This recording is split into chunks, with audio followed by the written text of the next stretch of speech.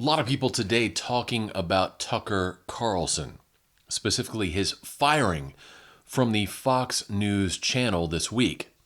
And while some people are viewing this through the lens of party lines, a growing amount of people are seeing this incident for what it is: a tremendous setback for free speech and the death knell for any kind of real objectivity from the mainstream media. Now, in the past, I've been very critical of all our so-called media stars out there, including Tucker Carlson, because even if some of them tell 60 or 70 or even 80% of the truth, they are inevitably still telling 20 or 30 or 40% lies. And so I haven't paid much attention to anybody on any of the mainstream channels because essentially all they are propagandists. But I have to give Tucker Carlson some credit, because when you take a look at his April 19th show, there are no punches pulled. In that particular episode of his former show, he held nothing back at all. He took the news media to task.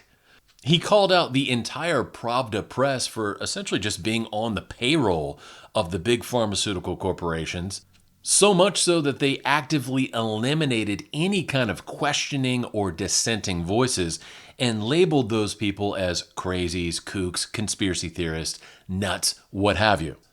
And then he followed that up by bringing on as a guest one of those dissenting voices, who happens to be Robert Kennedy Jr., an opposition candidate for the presidency in 2024. And Mr. Kennedy, who is a Democrat, and of course the son of Robert F. Kennedy and the nephew of John F. Kennedy, came on Carlson's show and essentially backed up everything that Tucker had just said in the previous segment. Taking a look at the highlights, just a couple of segments from that episode, it becomes painfully obvious why Tucker Carlson was fired from Fox News. Because no mainstream outlet is ever going to allow the things that were said on Tucker's show on April 19th to ever be aired again. This is about narrative enforcement, plain and simple. This is about corporations that have totally hijacked the country and have been doing so for well over 100 years. They don't have our best interest at heart. They're not out there informing the public about important stories. They're not protecting democracy. All they're doing is playing the role of narrative enforcement.